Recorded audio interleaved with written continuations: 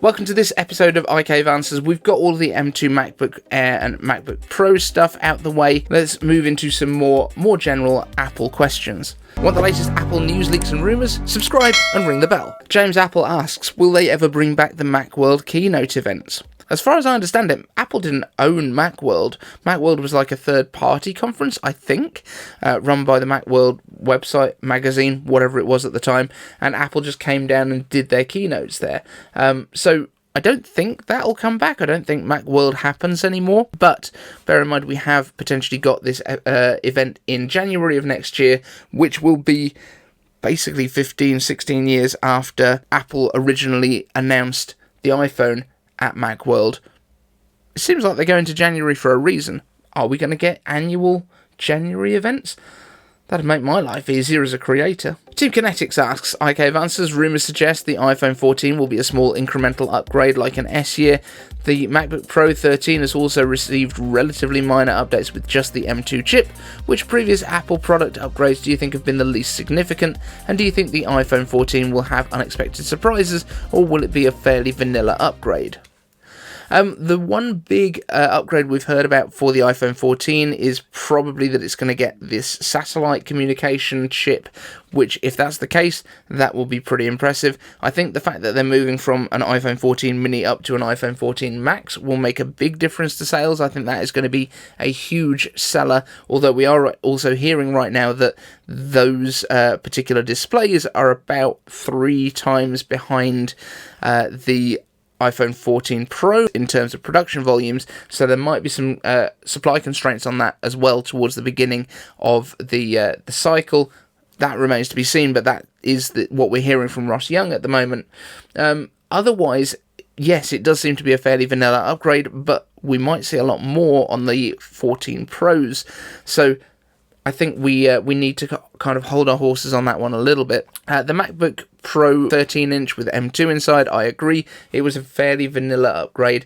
The thing that I think is going to be interesting is going to be seeing how the M2 MacBook Air copes in terms of the thermals, because remember, when the M1 MacBook Air came out with no fan, that wasn't a chassis designed for no fan. That was a chassis that was repurposed.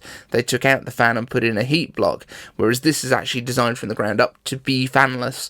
So I'm interested to see in sort of more longer term testing how that gets on. There's already been some like insane levels of testing going on. I'm sure that the Max Tech guys will manage to get it really hot. Luke Miani did some testing where he took it up to his roof and managed to get it super hot.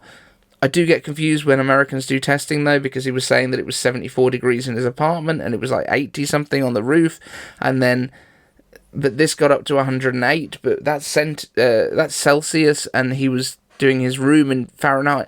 Guys, just get one scale, like do it properly, use Celsius like the rest of the world, because it's the right way to test things. Randomness asks, iCave Answers, if Apple wants to use HomePods for surround sound speakers, they better make them beefier and add subwoofers to the package to allow up to 4 pairing, otherwise it's not that compelling. What do you think? Well, it does look like we're going to be getting a bigger HomePod back fairly soon, which has got those subwoofers built into it. That's got the down-firing sub, and then you've got the array of 7 speakers, the tweeters around the outside, which will actually give a really nice directional sound. I would expect they might add in some up-firing speakers as well, or maybe the down-firing speakers reflecting onto the ceiling to be able to give that kind of Dolby Atmos with the overhead sound as well. Quick errata, as soon as I downloaded that image of the HomePod, I realised that the speaker does fire up and not downwards, so ignore all that stuff I said about bouncing it around. Still need to bounce it off the ceiling though to get the down sound from Dolby. Carry on.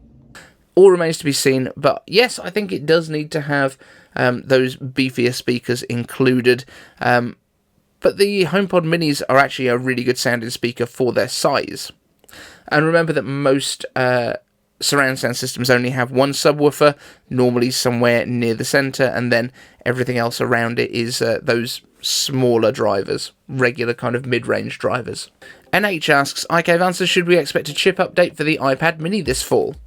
And I would guess yes, because I think, as I've said many times in the past, I think in an ideal world Apple would like to be able to update pretty much everything every year. The iPad mini has got the A series chip in it, which we know gets updated pretty much every year for the iPhones. The only caveat to this is obviously we're hearing that the base level iPhones are now not going to be getting the Pro chips, so it might be that the iPad mini has got already the current chip in it that they would put in there. It depends if Apple wants to align the mini with the iPhone or with the iPhone Pro range. Now this year it got the same chip as the iPhone Pro, so it got the 5 GPU cores inside. Whether they've got enough chip supply to put the A16 into the iPad mini or not, I don't know.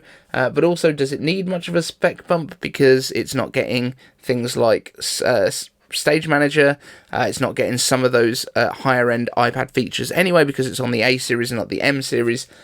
I don't know, but I think we're going to get a lot of new products released this autumn. I think we're going to have just an absolute slew of products. I think we're going to get an iMac update. I think we're going to get the Mac Mini update. I think we could get the new MacBook Pros with the M2 Pro and M2 Max as well. That would be a pretty awesome autumn. And that's it for this show, guys. Thank you so much for watching, and we will see you in the next one.